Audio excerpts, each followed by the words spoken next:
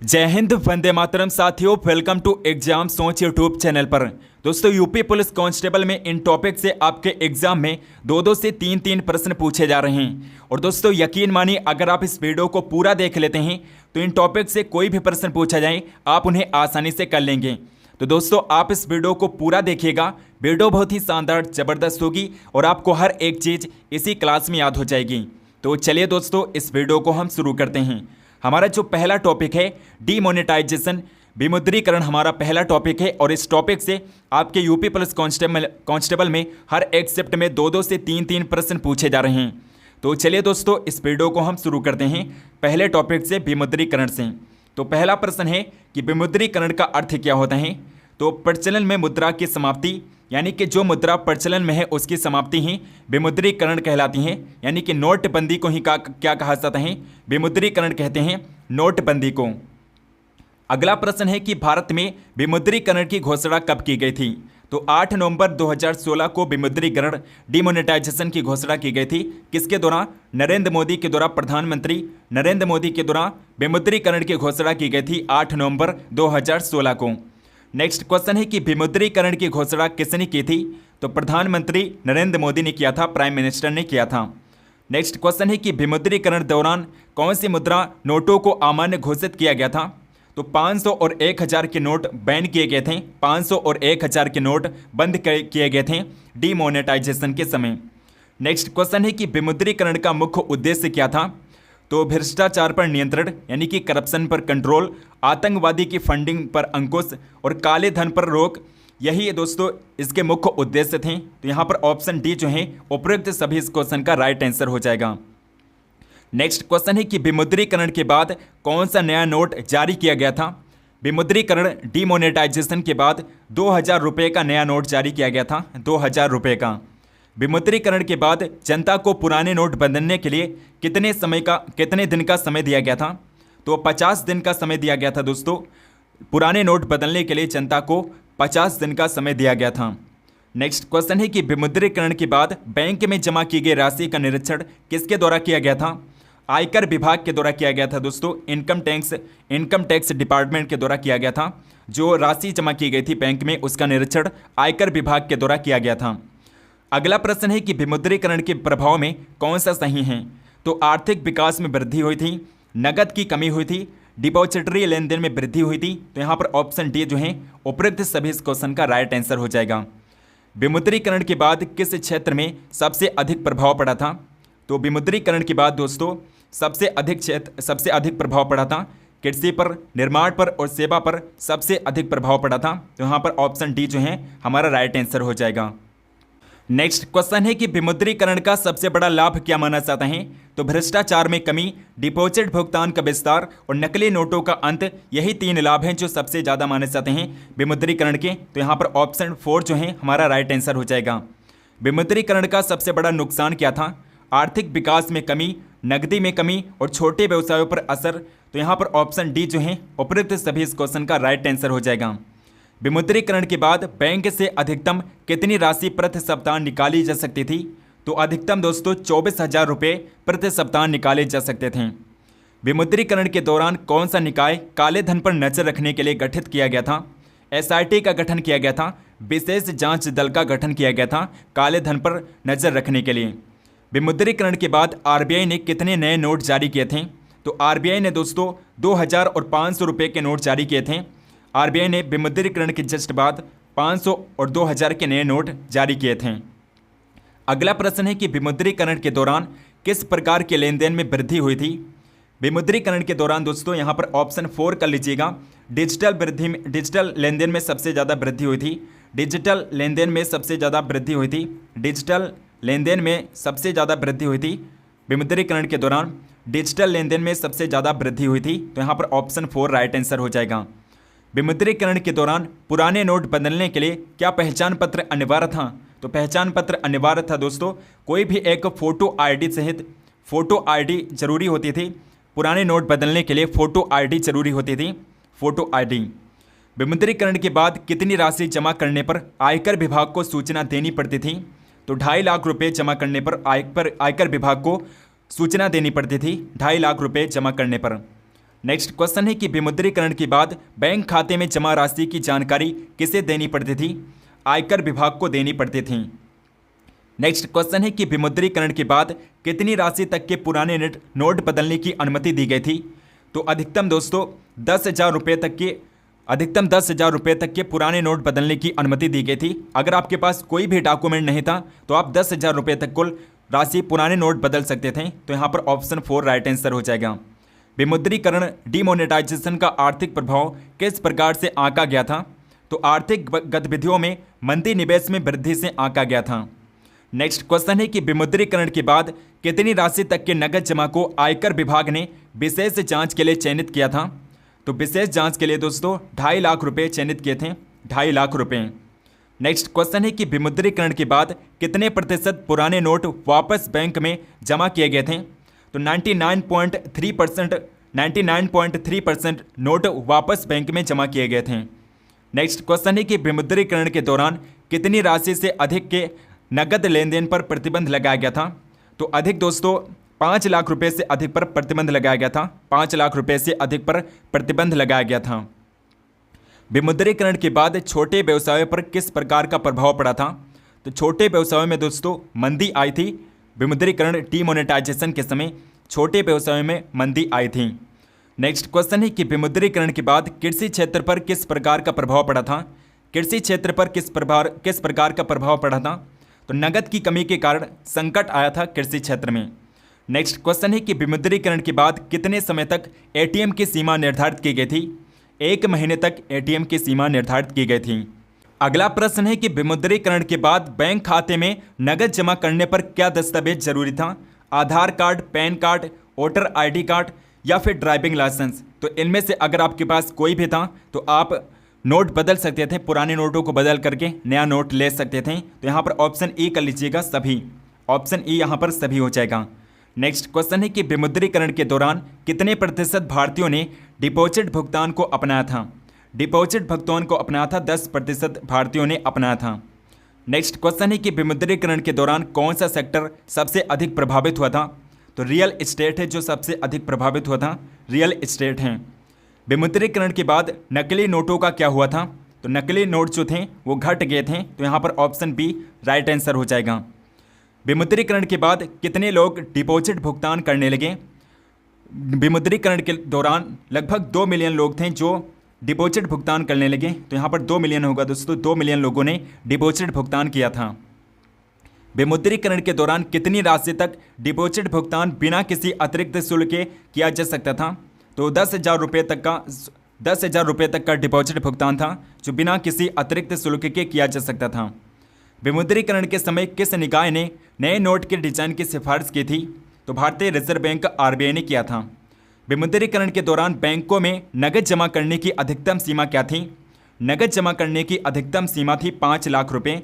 5 लाख रुपये अधिकतम सीमा थी नकद जमा करने की। विमुद्रीकरण का निर्णय किस तारीख को लागू किया गया था? 8 नवंबर 2016 को लागू किया गया था। नेक्स्ट क्वेश्चन है कि विमुद्रीकरण के बाद डिपॉजिट भुगतान के कौन से माध्यम में वृद्धि हुई थी? तो मोबाइल वॉलेट, क्रेडिट कार्ड और डेबिट कार्ड में सबसे ज़्यादा वृद्धि हुई थी। तो यहाँ पर ऑप्शन D उपरोक्त सभी इस क्वेश्चन का राइट आंसर हो जाएगा। नेक्स्ट क्वेश्चन है कि विमुद्रीकरण के दौरान कितने दिनों के लिए बैंक बंद रहे थे? तो 3 दिनों तक बंद थे बैंक, 3 दिनों तक बंद थे डिमोनेटाइजेशन के समय।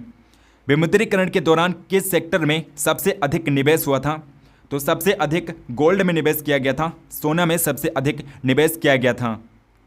नेक्स्ट क्वेश्चन है कि विमुद्रीकरण के बाद बैंकों में कितनी राशि जमा की गई थी? बैंकों में लगभग 16 लाख करोड़ रुपए की राशि जमा की गई थी डिमोनेटाइजेशन के समय। विमुद्रीकरण का प्रभाव किस पर सबसे कम हुआ था? विमुद्रीकरण डिमोनेटाइजेशन का प्रभाव सबसे कम किस पर हुआ था? तो सबसे कम हुआ था यहाँ पर डिजिटल व्यवसाय होगा। डिजिटल व्यवसाय पर सबसे कम हुआ था। डिजिटल व्यवसाय पर सबसे कम प्रभाव हुआ था डिमोनेटाइजेशन का। दोस्तों अब हमारा अगला टॉपिक है महत्वपूर्ण पुरस्कार, इंपॉर्टेंट अवार्ड। इस टॉपिक से भी आपके हर एक शिफ्ट में 2 से 3 प्रश्न पूछे जा रहे हैं। तो पहला प्रश्न है कि नोबेल शांति पुरस्कार देने का समारोह किस शहर में आयोजित किया जाता है? तो ओस्लो में आयोजित किया जाता है दोस्तों। नोबेल शांति पुरस्कार समारोह जो है ये ओस्लो में आयोजित किया जाता है। नेक्स्ट क्वेश्चन है कि कलिंग पुरस्कार किस क्षेत्र में दिया जाता है? विज्ञान के क्षेत्र में, साइंस के क्षेत्र में कलिंग पुरस्कार दिया जाता है। अगला प्रश्न है कि मैग्सेसे पुरस्कार किस व्यक्ति के नाम पर दिया जाता है? तो फिलीपींस के एक भूतपूर्व राष्ट्रपति हैं मैग्सेसे, जिनके नाम पर मैग्सेसे अवार्ड दिया जाता है, फिलीपींस के भूतपूर्व राष्ट्रपति के नाम पर। कलिंग पुरस्कार कौन देता है? तो कलिंग पुरस्कार दोस्तों यूनेस्को देता है, यूनेस्को कलिंग पुरस्कार देता है। पुलित्जर पुरस्कार किस क्षेत्र में उत्कृष्ट योगदान के लिए दिया जाता है? तो पुलित्जर अवार्ड जो है दोस्तों ये पत्रकारिता के क्षेत्र में दिया जाता है, पत्रकारिता के क्षेत्र में दिया जाता है। द्रोणाचार्य पुरस्कार किस क्षेत्र से संबंधित हैं? ये दोस्तों खेल कूद से संबंधित है, खेल कूद के क्षेत्र में द्रोणाचार्य पुरस्कार दिया जाता है।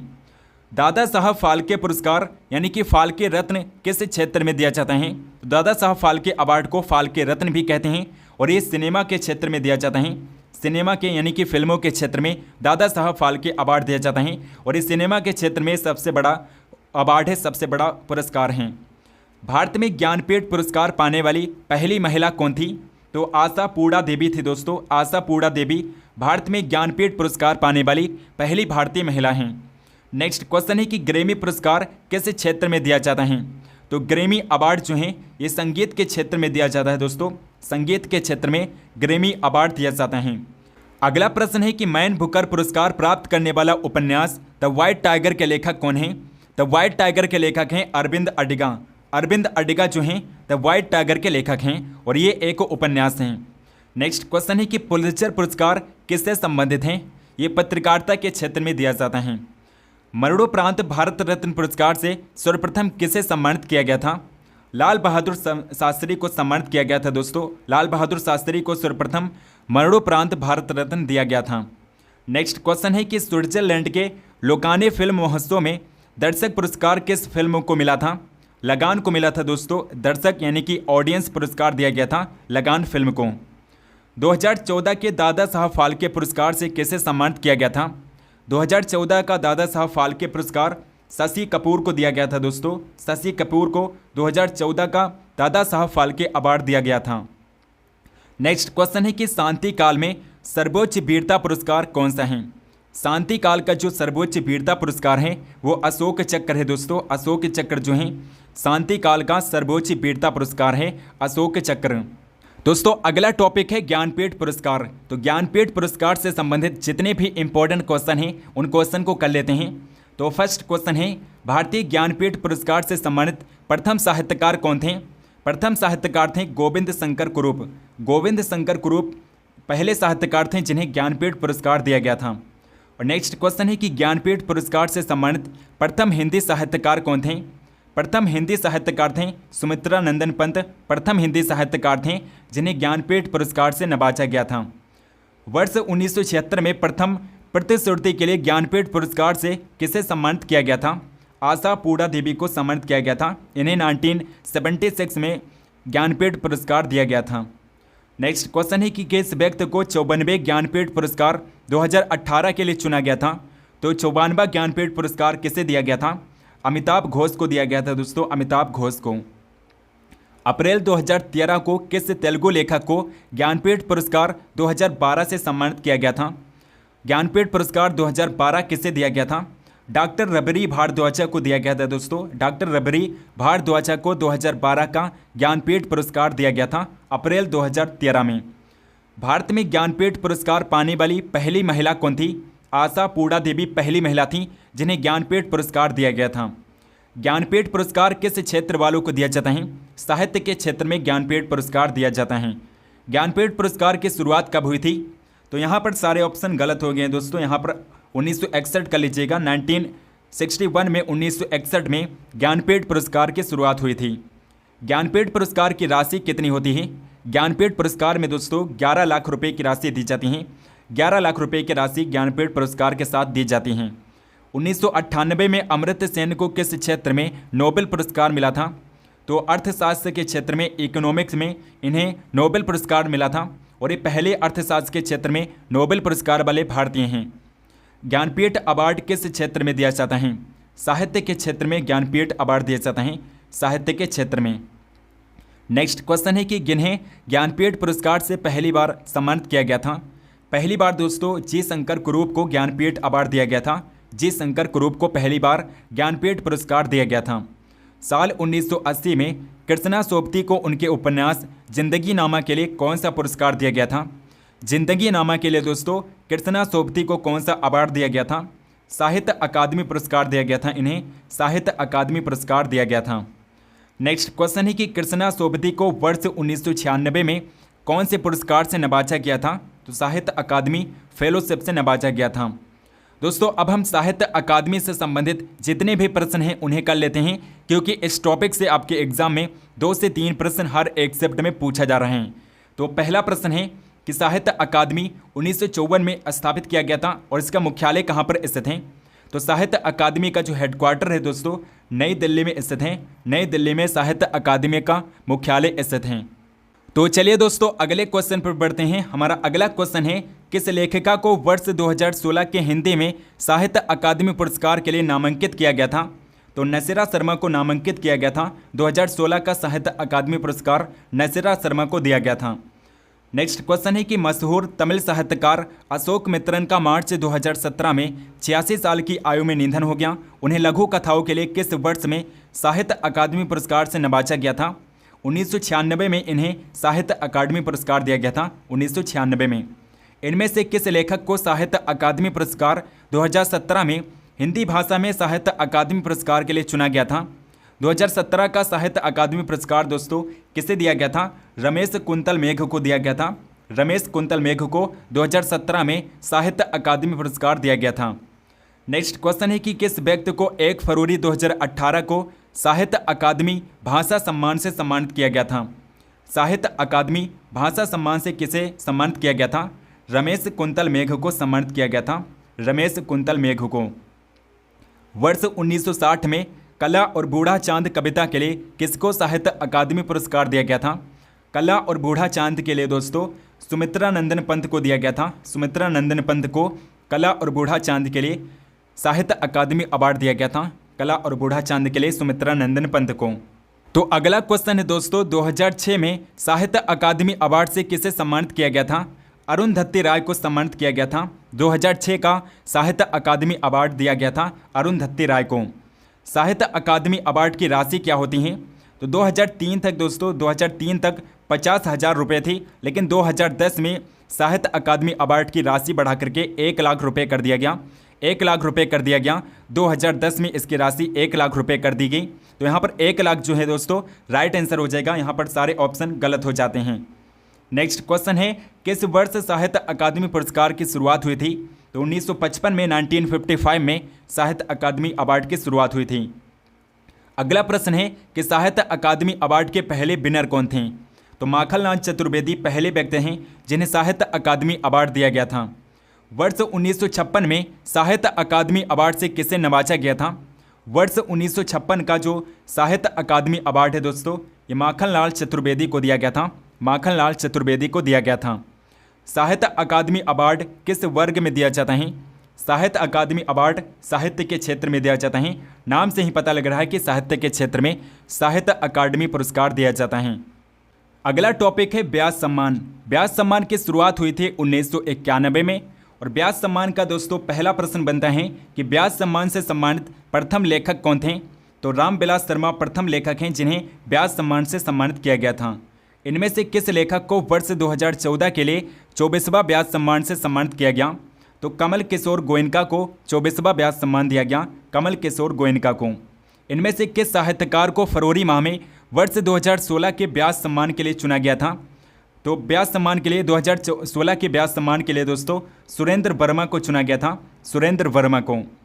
किस हिंदी साहित्यकार को उनके उपन्यास दुखम सुखम के लिए व्यास सम्मान 2017 के लिए चुना गया था?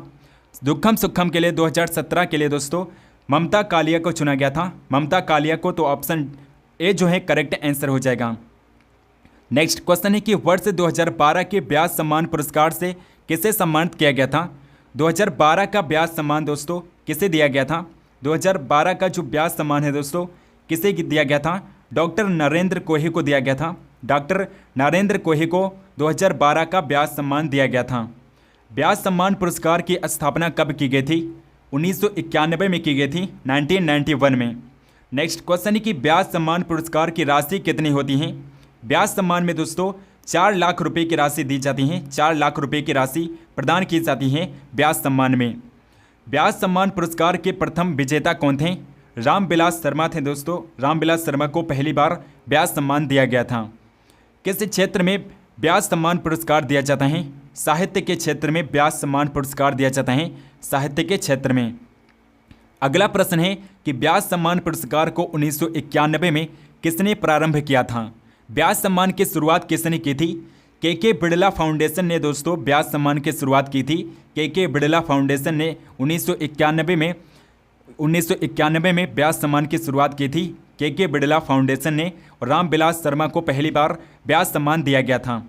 दोस्तों अब जीएसटी से संबंधित प्रश्नों को कर लेते हैं, क्योंकि जीएसटी से आपके हर एक शिफ्ट में 2 से 3 प्रश्न पूछे जा रहे हैं। तो जीएसटी का जो पहला प्रश्न है कि जीएसटी सबसे पहले कब और किस देश में लागू की गई थी? तो फ्रांस में 1954 में पहली बार जीएसटी को लागू किया गया था। फ्रांस देश में पहली बार जीएसटी लागू की गई थी 1954 में। अगला प्रश्न है कि भारत में कब और किस राज्य में सर्वप्रथम जीएसटी लागू किया गया था? तो असम में पहली बार 12 अगस्त 2016 को जीएसटी लागू की गई थी। भारत में जीएसटी कब लागू की गई थी? तो 1 जुलाई 2017 को जीएसटी लागू कर दी गई थी भारत में। जीएसटी पर राष्ट्रपति ने मंजूरी कब दी थी? 8 सितंबर 2016 को जीएसटी बिल पर राष्ट्रपति ने मंजूरी दी थी। भारत में जीएसटी किस संविधान संशोधन के तहत लागू किया गया था? तो 101वां संविधान संशोधन है जिसके तहत भारत में जीएसटी को लागू किया गया था। नेक्स्ट क्वेश्चन है कि जीएसटी के 3 प्रकार कौन कौन से हैं? जीएसटी के 3 प्रकार होते हैं। तो ये भी प्रश्न बन सकता है कि जीएसटी के कितने प्रकार होते हैं? 3 प्रकार होते हैं। कौन कौन से? एसजीएसटी होता है, सीजीएसटी होता है और इसके अलावा आईजीएसटी होता है।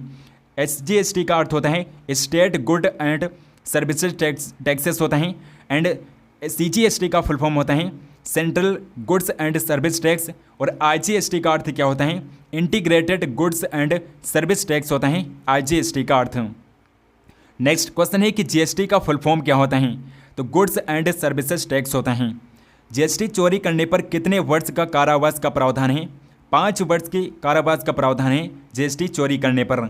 नेक्स्ट क्वेश्चन है कि सर्वप्रथम जीएसटी बिल का प्रारूप तैयार करने वाली समिति के अध्यक्ष कौन थे? असीम दास गुप्ता थे दोस्तों। असीम दास गुप्ता थे जीएसटी प्रारूप तैयार करने वाली समिति के अध्यक्ष थे, असीम दास गुप्ता। लोकसभा में जीएसटी बिल कब पारित किया गया था? कब पेश किया गया था? तो 8 अगस्त 2016 को लोकसभा के द्वारा जीएसटी बिल पास किया गया था, 8 अगस्त 2016 को। और राज्यसभा के द्वारा कब पास किया गया था? तो 3 अगस्त 2016 को पास किया गया था। भारत में जीएसटी का मॉडल किस देश से लिया गया है? कनाडा देश से जीएसटी का मॉडल लिया गया है, कनाडा देश से। जीएसटी पंजीकरण संख्या में कुल कितने अंक यानी कि डिजिट होते हैं? यानी कि जीएसटी इन जो होता है दोस्तों, जीएसटी इन जो होता है, जीएसटी इन में कितने डिजिट का कोड होता है, कितने डिजिट होते हैं? तो 15 डिजिट होते हैं, 15 डिजिट होते हैं। जीएसटी दिवस कब मनाया जाता है? प्रत्येक वर्ष 1 जुलाई को जीएसटी दिवस मनाया जाता है इंडिया में। जीएसटी विधेयक के पक्ष तथा विपक्ष में कितने वोट पड़े थे? तो पक्ष में 336 वोट पड़े थे और विपक्ष में 11 वोट पड़े थे। जीएसटी लागू करने वाला भारत में कौन सा देश है? भारत जो है क्रम से कौन सा देश है जीएसटी लागू करने वाला? तो भारत 161वां देश है जिसने जीएसटी को लागू किया है। तो जीएसटी परिषद का मुख्यालय यानी कि हेडक्वार्टर कहाँ पर स्थित है? राजधानी दिल्ली में स्थित है दोस्तों, नई दिल्ली में जीएसटी परिषद का हेडक्वार्टर स्थित है। जीएसटी किस प्रकार का कर है? तो जीएसटी जो है ये अप्रत्यक्ष कर है, इनडायरेक्ट टैक्स है दोस्तों, इनडायरेक्ट टैक्स है, इनडायरेक्ट टैक्स है जीएसटी जो है ये अप्रत्यक्ष कर हैं। जीएसटी के ब्रांड एम्बेसडर कौन हैं? तो अमिताभ बच्चन जो हैं जीएसटी के ब्रांड एम्बेसडर हैं, अमिताभ बच्चन। विश्व में कितने देशों में जीएसटी लागू किया गया है? तो 161 देश हैं जहां पर गुड्स एंड सर्विसेज टैक्स लागू किया गया है। जीएसटी परिषद में सदस्यों की संख्या कितनी है? जीएसटी परिषद में मेंबर्स की संख्या 33 है, कुल 33 मेंबर हैं जीएसटी परिषद में। वर्तमान समय में जीएसटी परिषद के अध्यक्ष कौन हैं? वित्त मंत्री निर्मला सीतारमण वर्तमान में जीएसटी परिषद के अध्यक्ष हैं, निर्मला सीतारमण जी। सबसे अंतिम में जीएसटी लागू करने वाला भारत का राज्य निम्नलिखित में से राज्य या केंद्र शासित प्रदेश कौन सा है? तो जम्मू कश्मीर है दोस्तों। जम्मू कश्मीर में 5 जुलाई 2017 को जीएसटी लागू किया गया, 5 जुलाई 2017 को, जो कि सबसे अंतिम राज्य है जहां पर जीएसटी लागू किया गया था।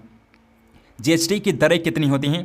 तो जीएसटी की 4 दरें होती हैं, 4 दरें हैं, जिनमें 5%, 12%, 18% और 28% होती हैं। किन चीज़ों को बाहर जीएसटी से बाहर रखा गया है? तो शराब, शिक्षा, स्वास्थ्य सेवाएं और पेट्रोलियम है जो जीएसटी से बाहर हैं। शराब, शिक्षा, स्वास्थ्य सेवाएं और पेट्रोलियम है जो जीएसटी से बाहर हैं। जीएसटी परिषद का अध्यक्ष कौन होता है? वित्त मंत्री होता है। जीएसटी परिषद का गठन संविधान के किस अनुच्छेद के तहत किया गया? तो संविधान के अनुच्छेद 79A के तहत जीएसटी परिषद का गठन किया गया था। जीएसटी लागू करने का सुझाव किस समिति ने दिया था? विजय केलकर समिति थी जिसने जीएसटी लागू करने का सुझाव दिया था। विजय केलकर समिति ने। जम्मू कश्मीर में जीएसटी लागू हुआ था। 5 जुलाई 2017 को लागू किया गया था जम्मू एंड कश्मीर में। भारत में जीएसटी लागू होने के बाद जीडीपी में कितने प्रतिशत की वृद्धि का अनुमान लगाया गया? 2% जीडीपी में वृद्धि में अनुमान लगाया गया। जीडीपी की वृद्धि में 2% अनुमान लगाया गया था जीएसटी लागू होने के बाद। जीएसटी लागू करने वाला भारत का दूसरा राज्य कौन सा बना? तो बिहार राज्य दूसरा राज्य था जिसने जीएसटी को लागू किया था। भारत में जीएसटी लागू करने वाला अंतिम राज्य कौन सा था? जम्मू एंड कश्मीर था। जीएसटी परिषद के प्रथम अध्यक्ष कौन थे? तो पूर्व स्वर्गीय श्री अरुण जेटली जो हैं दोस्तों, श्री अरुण जेटली जो हैं ये जीएसटी परिषद के प्रथम अध्यक्ष थे। जीएसटी परिषद के प्रथम अध्यक्ष थे अरुण जेटली। दोस्तों प्रमुख संस्थाओं से आपके एग्जाम में बहुत ज़्यादा प्रश्न पूछे जा रहे हैं। तो जो प्रार्थना समाज था दोस्तों, प्रार्थना समाज, इसकी स्थापना कब और किसने की थी? प्रार्थना समाज की स्थापना की थी 1867 में। किसने किया था? केशव चंद्र सेन, महादेव रनाडे और इसके अलावा रविंद्रनाथ टैगोर थे। इन तीनों लोगों ने मिलकर प्रार्थना समाज की स्थापना की थी। पूना सार्वजनिक सभा 1870 में इसकी स्थापना रनाडे, चिपलुकर और जोशी ने किया था। इंडियन सोसाइटी 1872 में इसकी स्थापना की गई। आनंद मोहन बोस के द्वारा 1872 में इंडियन सोसाइटी की स्थापना की गई थी। आर्य समाज की स्थापना स्वामी दयानंद सरस्वती ने की थी। कब की थी? 1875 में की थी। थियोसॉफिकल सोसाइटी की स्थापना किसने की थी? मैडम ब्लास्की और कर्नल अलकाट ने किया था 1875 में। 1875 में मोहम्मडन एंग्लो ओरिएंटल कॉलेज की स्थापना सर सैयद अहमद खान ने की थी और इंडियन एसोसिएशन की स्थापना की थी सुरेंद्र नाथ बनर्जी ने 1876 में। भारतीय राष्ट्रीय कांग्रेस की स्थापना भारतीय राष्ट्रीय कॉन्फ्रेंस है दोस्तों, भारतीय राष्ट्रीय कॉन्फ्रेंस की स्थापना की थी एसएन बनर्जी ने। 1883 में एसएन बनर्जी ने भारतीय राष्ट्रीय कॉन्फ्रेंस की स्थापना की थी और भारतीय राष्ट्रीय कांग्रेस की स्थापना 1885 में ए.ओ. ह्यूम ने किया था। ए.ओ. ह्यूम ने कांग्रेस की स्थापना की थी 1885 में। अगला प्रश्न है दोस्तों, अगला प्रश्न बन सकता है कि यहाँ से कि बॉम्बे प्रेसिडेंसी एसोसिएशन की स्थापना किसने की थी? तो फिरोज शाह मेहता, तेलंग और तैयबजी ने 1885 में की थी। बेलूर मठ की स्थापना स्वामी विवेकानंद ने 1887 में की थी। इंडियन सोशल कॉन्फ्रेंस की स्थापना महादेव गोविंद रनाडे ने 1887 में की थी। 1888 में यूनाइटेड इंडियन पैट्रियाटिक एसोसिएशन की स्थापना सर सैयद अहमद खान ने की थी। रामकृष्ण मिशन की स्थापना स्वामी विवेकानंद ने की थी और 1896 में की थी। कहाँ पर की थी? कोलकाता में की थी दोस्तों। कोलकाता में स्वामी विवेकानंद ने रामकृष्ण मिशन की स्थापना की थी 1896 में। सर्वेंट्स ऑफ इंडिया सोसाइटी की स्थापना गोपाल कृष्ण गोखले ने 1905 में की थी।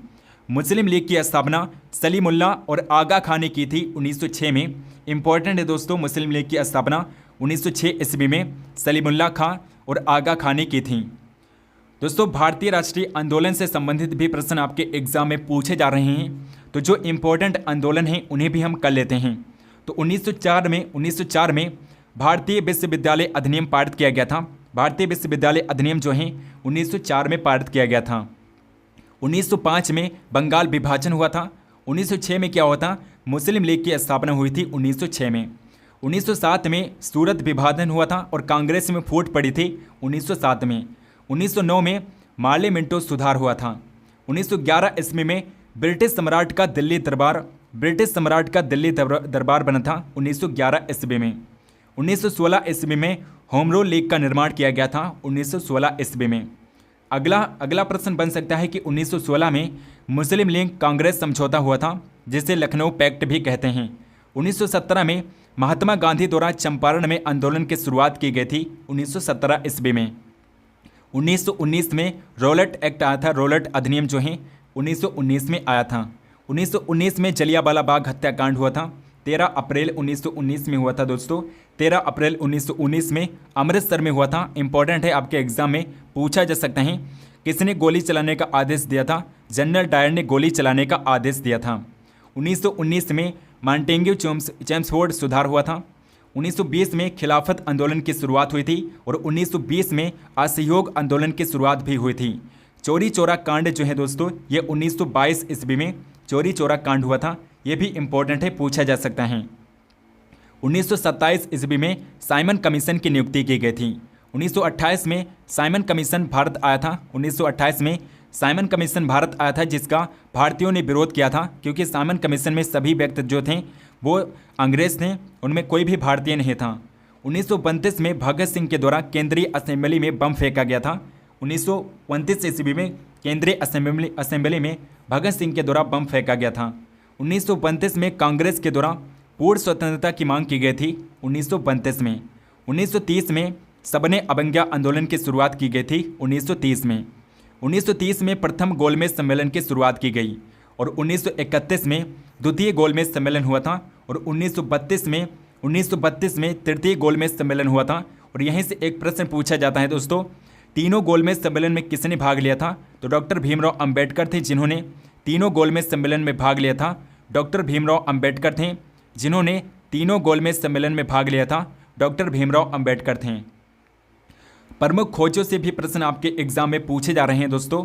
तो खोज और वैज्ञानिकों के नाम हम देख लेते हैं। तो इलेक्ट्रॉन की खोज की थी जे थॉमसन ने। प्रोटॉन की खोज किया था रदरफोर्ड ने। न्यूट्रॉन की खोज किसने की थी? जेम्स चैडविक ने न्यूट्रॉन की खोज की थी। दोस्तों इलेक्ट्रॉन, प्रोटॉन और न्यूट्रॉन की खोज आप एक ट्रिक के माध्यम से याद कर सकते हैं। ट्रिक है दोस्तों, ईंट पर नाचें। ईंट पर नाचें, इस ट्रिक के माध्यम से आप इलेक्ट्रॉन प्रोटॉन की खोज आसानी से याद कर सकते हैं। ई से क्या हो जाएगा? ई से हो जाएगा इलेक्ट्रॉन। ई से क्या हो जाएगा? इलेक्ट्रॉन हो जाएगा। और इलेक्ट्रॉन की खोज किसने की है? थॉमसन ने किया है। तो टी से क्या हो जाएगा? थॉमसन हो जाएगा। टी से क्या हो जाएगा? थॉमसन हो जाएगा। और पा से क्या हो जाएगा? प्रोटॉन हो जाएगा। पा से प्रोटॉन हो जाएगा। और प्रोटॉन की खोज किसने की है? रदरफोर्ड ने किया है। तो पर यहाँ में रा से क्या हो जाएगा? रदरफोर्ड हो जाएगा। रा से रदरफोर्ड हो जाएगा। रा से रदरफोर्ड हो जाएगा। और यहाँ पर ना से क्या हो जाएगा? न्यूट्रॉन हो जाएगा। ना से न्यूट्रॉन हो जाएगा। न्यूट्रॉन की खोज किसने की है? चैडविक ने किया है, जेम्स चैडविक ने। नाचे और चा से क्या हो जाएगा? चैडविक हो जाएगा। नाभिकीय रिएक्टर की खोज किसने की है? एनरिको फर्मी ने नाभिकीय रिएक्टर की खोज की है। डायनामाइट का आविष्कार किया था अल्फ्रेड नोबेल ने। और अल्फ्रेड नोबेल के ही नाम पर ही नोबेल पुरस्कार दिया जाता है। अल्फ्रेड नोबेल के नाम पर ही नोबेल पुरस्कार दिया जाता है। किस देश के द्वारा नोबेल पुरस्कार दिए जाते हैं? तो स्वीडन के द्वारा नोबेल पुरस्कार दिए जाते हैं, स्वीडन देश के द्वारा। रेडियो का आविष्कार जी मार्कोनी ने किया था। और पनडुब्बी का आविष्कार किसने किया था? तो बुशमैन ने किया था दोस्तों। बुशमैन ने पनडुब्बी का आविष्कार किया था, बुशमैन ने। और गुरुत्वाकर्षण के नियम किसने किए थे? किसने दिए थे? सर आइजैक न्यूटन ने गुरुत्वाकर्षण के नियम दिए थे। क्वांटम सिद्धांत किसने दिया था? मैक्स प्लैंक ने क्वांटम सिद्धांत दिया था। कैलकुलेटर की खोज किसने की थी? पी पास्कल ने किया था। क्लोरोफॉर्म का आविष्कार किसने किया था? जेम्स हैरिसन ने क्लोरोफॉर्म का आविष्कार किया था, जेम्स हैरिसन ने। टेलीग्राफ का आविष्कार जी मार्कोनी ने किया था। टेलीविजन का आविष्कार जे एल्बर्ट ने किया था। और टेलीफोन का आविष्कार ग्राहम बेल ने किया था। इसके अलावा टेलीस्कोप का आविष्कार किया था गैलीलियो ने। ट्रांजिस्टर का आविष्कार किया था विलियम सॉल्क ने। और डायनमो का आविष्कार किया था दोस्तों माइकल फेराडे ने डायनमो का आविष्कार किया था। पेंसिलिन की खोज की थी ए फ्लेमिंग ने। ए फ्लेमिंग ने यानी कि अल्फ्रेड फ्लेमिंग ने किया था पेंसिलिन की खोज। परमाणु बम का आविष्कार आर्टू हान ने किया था। रेडियो एक्टिविटी की खोज की थी हेनरी बेकरेल ने। रेडियम की खोज किसने किया था? मैडम क्यूरी ने रेडियम की खोज की थी। मैडम क्यूरी ने रेडियम की खोज की थी। रेडियो का आविष्कार जी मार्कोनी ने किया था। और रक्त परिवहन की खोज किसने की थी? विलियम हार्वे ने रक्त परिसंचरण, रक्त परिवहन की खोज की थी। प्रोटॉन की खोज, प्रोटीन की खोज, यहाँ पर प्रोटीन होगा दोस्तों, प्रोटीन की खोज किया था गोल्ड स्टीन ने। न्यूट्रॉन की आप पढ़ चुके हैं, जेम्स चैडविक ने किया था। नाभिक की खोज की थी रदरफोर्ड ने। परमाणु संख्या किसने दिया था? मोसले ने दिया था। परमाणु सिद्धांत जो है ये डाल्टन के द्वारा दिया गया था। और बैरोमीटर का आविष्कार किया था टेरी सेली ने। टोरिसेली ने बैरोमीटर का आविष्कार किया था। आवर्त सारणी किसके द्वारा दी गई थी? मेंडलीफ के द्वारा आवर्त सारणी की खोज की गई थी। डायनामाइट का आविष्कार अल्फ्रेड नोबेल ने किया था। सापेक्षिकता का सिद्धांत अल्बर्ट आइंस्टाइन के द्वारा सापेक्षिकता का सिद्धांत दिया गया था। माइक्रोस्कोप जो है इसका आविष्कार किया था जॉन सान ने। रक्त परिवर्तन की खोज किया था लैंडस्टीनर ने। इंसुलिन का खोज की थी बेंटिंग ने। अगला है दोस्तों कि पोलियो के टीके का आविष्कार किसने किया था? जॉन ई साल्क ने पोलियो के टीके का आविष्कार किया था। बेतार तार का आविष्कार किया था जी मार्कोनी ने। और दोस्तों जेट इंजन जो है इसका आविष्कार किया था फ्रैंक वेटल ने। भाप इंजन का आविष्कार जेम्स वाट ने किया था। रडार जो है इसका आविष्कार किया था टेलर और यंग ने। गन पाउडर जो है इसका आविष्कार रोजर बेंकन ने किया था। छपाई कला इसका आविष्कार किया था गुटेनबर्ग ने। हवाई जहाज़ दोस्तों इंपॉर्टेंट है, राइट ब्रदर ने हवाई जहाज़ की खोज की थी। हवाई जहाज़ का आविष्कार किया था राइट ब्रदर ने। एक्सरे का आविष्कार किया था रोंटजन ने। हाइड्रोजन जो है इसकी खोज की थी कमेंडिस ने। रडार का आविष्कार अल्बर्ट टेलर ने किया था। प्रिंटिंग प्रेस का आविष्कार किया था जॉन गुटेनबर्ग ने। माइक्रोस्कोप जो है इसका आविष्कार जेड जॉनसन ने किया था। प्रेशर कुकर जो है दोस्तों इसका आविष्कार डेनिस चैंपियन ने किया था। डेनिस चैंपियन ने प्रेशर कुकर का आविष्कार किया था। कॉस्मिक किरणें जो हैं इनकी खोज की थी विक्टर हेस ने कॉस्मिक किरणों की खोज की थी। टेलीस्कोप इसका आविष्कार किया था हैंस लेपर्सी ने। एसी मोटर का आविष्कार किया था निकोला टेस्ला ने। एसी मोटर का आविष्कार किया था। दोस्तों भारत की प्रमुख चित्रकला और संबंधित राज्य, इन टॉपिक से भी आपके हर एक शिफ्ट में 1 से 2 प्रश्न पूछा जा रहे हैं। दोस्तों जो वार्ली चित्रकला है, वार्ली चित्रकला पूछी गई थी, ये महाराष्ट्र राज्य की है वार्ली चित्रकला। ये आपके यूपी पुलिस कांस्टेबल में पूछी जा चुकी हैं। तो माडरा चित्रकला जो है ये राजस्थान की हैं। फट चित्रकला है राजस्थान की। लघु भी कहाँ की है? राजस्थान की हैं। और गोंड जो है ये मध्य प्रदेश की है और गोंड जनजाति भी मध्य प्रदेश में निवास करती हैं। बाघ दोस्तों सबसे ज़्यादा कहाँ पाए जाते हैं? मध्य प्रदेश में पाए जाते हैं। तो बाघ चित्रकला भी कहाँ की हैं? मध्य प्रदेश की हैं। कोल्लम चित्रकला जो है ये तमिलनाडु राज्य की हैं। और तंजौर चित्रकला जो है ये भी तमिलनाडु राज्य की हैं। और इसके अलावा जो चेरियल चित्रकला हैं ये तेलंगाना राज्य की चित्रकला हैं। चेरियल जो चित्रकला हैं तेलंगाना राज्य की चित्रकला हैं। फुलकारी चित्रकला पंजाब राज्य की हैं। पटचित्र मोस्ट इंपॉर्टेंट है उड़ीसा राज्य की हैं। काली घाट दोस्तों पश्चिम बंगाल की हैं, ये भी इंपॉर्टेंट है। और वार्ली चित्रकला जो आपके एग्जाम में पूछी गई थी ये महाराष्ट्र राज्य की हैं। रंग वाली चित्रकला है कर्नाटक राज्य की। पिथौरा गुजरात राज्य की हैं। पिथौरा कहाँ की हैं? गुजरात राज्य की हैं। और चिकनकारी चित्रकला जो हैं लखनऊ की हैं। अगले हैं दोस्तों कलमकारी, मोस्ट इंपॉर्टेंट है। कलमकारी चित्रकला जो हैं ये आंध्र प्रदेश राज्य की हैं। मुगलू जो है ये आंध्र प्रदेश की हैं।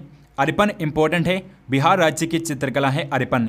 और मधुबनी भी मोस्ट इंपॉर्टेंट है, मधुबनी ये भी बिहार राज्य की चित्रकला हैं। अल्पना दोस्तों पश्चिम बंगाल की हैं। और अथिया चित्रकला जो हैं ये गुजरात राज्य की हैं। रंगोली इंपॉर्टेंट है, ये महाराष्ट्र राज्य की चित्रकला हैं। रंगोली कहाँ की हैं? महाराष्ट्र राज्य की हैं। आरोफ चित्रकला है हिमाचल प्रदेश की। कलमा जट्टू जो है दोस्तों ये केरल राज्य की चित्रकला है। केरल का आर्ट है कलमा जट्टू। एपन है उत्तराखंड राज्य का। चौकपूड़ा कहाँ की हैं? उत्तर प्रदेश की हैं। चौकपूड़ा इंपॉर्टेंट है, चौकपूड़ा उत्तर प्रदेश की चित्रकला हैं। दोस्तों प्राचीन भारत की पुस्तकों और उनके लेखक से प्रश्न पूछे जा रहे हैं। हर एक शिफ्ट में 1 से 2 प्रश्न पूछे जा रहे हैं, तो इन्हें भी हम देख लेते हैं। तो पहली पुस्तक है रामायण। रामायण के रचयिता कौन हैं? वाल्मीकि जी हैं रामायण के रचयिता। महाभारत के रचयिता कौन है? वेद व्यास हैं। अष्टाध्यायी के रचनाकार हैं पाणिनि। अर्थशास्त्र के रचनाकार हैं चाणक्य। और महाभाष्य किसके द्वारा लिखा गया है? पतंजलि के द्वारा महाभाष्य पुस्तक को लिखा गया है। सहस्रार का सूत्र जो हैं ये नागार्जुन की पुस्तक हैं। बुद्ध चरित हैं अश्वघोष की। और सौदरानंद जो हैं ये अश्वघोष की पुस्तक हैं। महाभिभाषा शास्त्र ये वसुमित्र की पुस्तक हैं। और स्वपनवास वदत्ता जो हैं ये भास की पुस्तक हैं। कामसूत्र इंपॉर्टेंट है दोस्तों, कामसूत्र जो हैं वात्सायन की हैं। कुमार संभवम ये कालिदास की कृति हैं, कालिदास की रचना है। अभिज्ञान संकुतलम जो हैं ये भी कालिदास की रचना है। और विक्रमो उर्सिया जो हैं ये भी कालिदास की हैं। मेघदूत जो हैं ये भी कालिदास की कृति हैं। रघुवंशम मालविकांग मित्रम ये भी कालिदास की रचनाएं हैं। इसके अलावा दोस्तों नाट्य शास्त्र जो हैं ये भरत मुनि का हैं। देवी चंद्रगुप्तम जो हैं ये विशाखदत्त का हैं। मुद्रा राक्षस जो हैं ये भी विशाखदत्त का हैं। मृच्छकट्टम जो हैं ये शूद्रक की रचना है। सूर्य सिद्धांत ये आर्यभट्ट के द्वारा रचित रचना है। और बृहत संहिता जो है ये भी इंपॉर्टेंट है दोस्तों, वराहमिहिर के द्वारा रचित रचना है बृहत संहिता। पंचतंत्र के रचनाकार हैं विष्णु शर्मा। विष्णु शर्मा के द्वारा पंचतंत्र की रचना की गई है। कथा सरित सागर जो हैं ये सोमदेव की रचना है। अगला है दोस्तों अधिधम कोश जो हैं ये वसुबंध की रचना है। रावण वध के लेखक कौन है? भट्टी हैं। भट्टी जो हैं ये रावण वध के लेखक हैं। किरातार्जुनीयम जो हैं ये भारवी की रचना है। और 10 कुमार चरितम जो हैं ये दंडी की रचना है। हर्षचरित के रचनाकार हैं बाणभट्ट। कादंबरी के रचनाकार भी कौन है? बाणभट्ट हैं। हर्षचरित और कादंबरी ये बाणभट्ट की रचनाएं हैं। और इसके अलावा दोस्तों वासवदत्ता जो है ये सुबंधु की रचना है।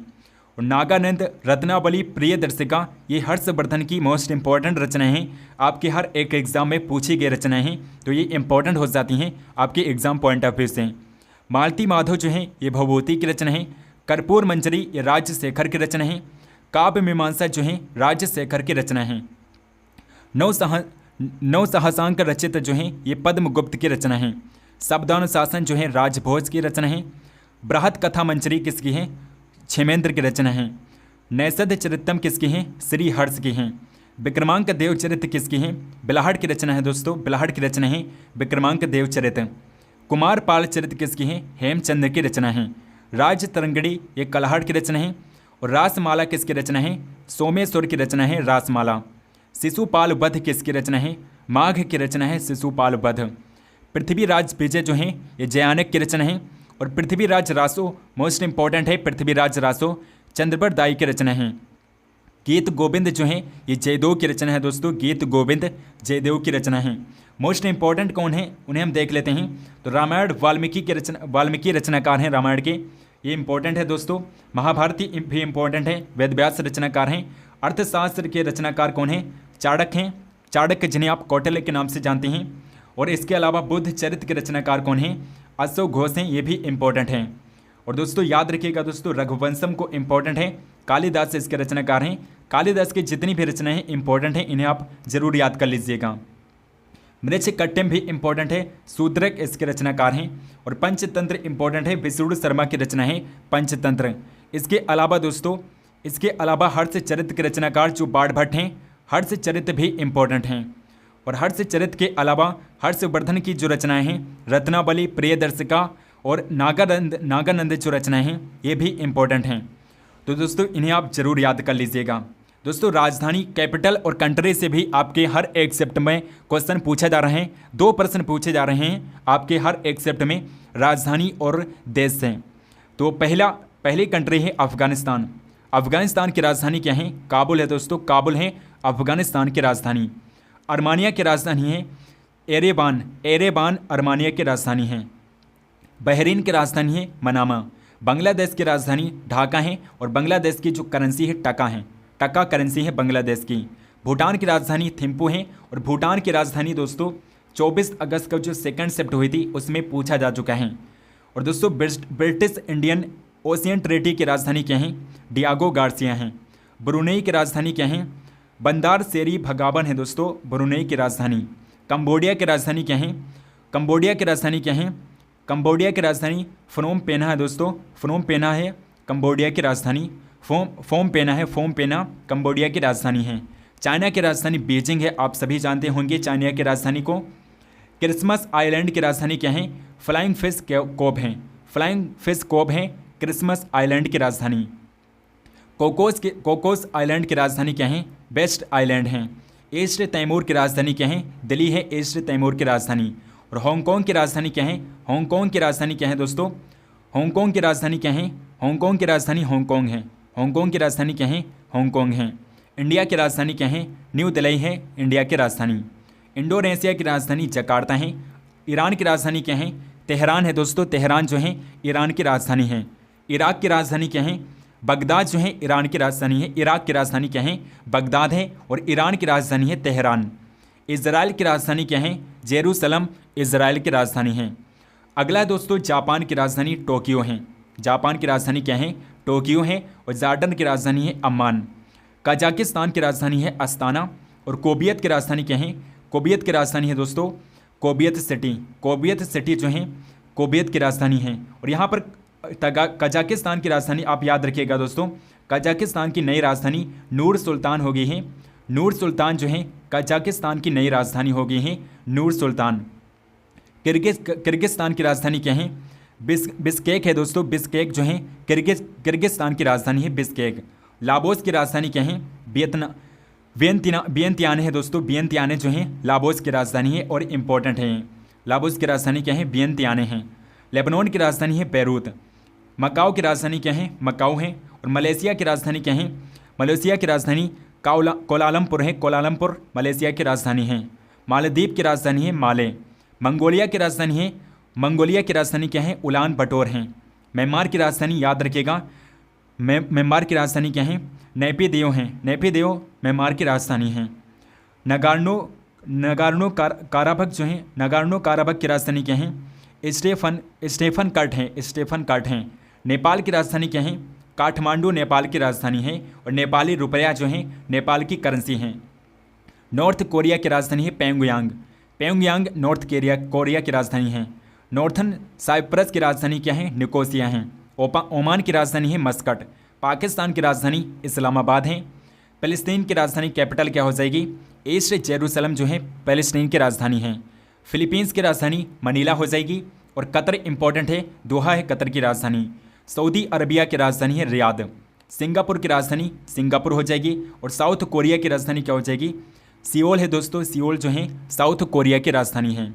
श्रीलंका की राजधानी है कोलंबो। कोलंबो जो है श्रीलंका की कैपिटल है।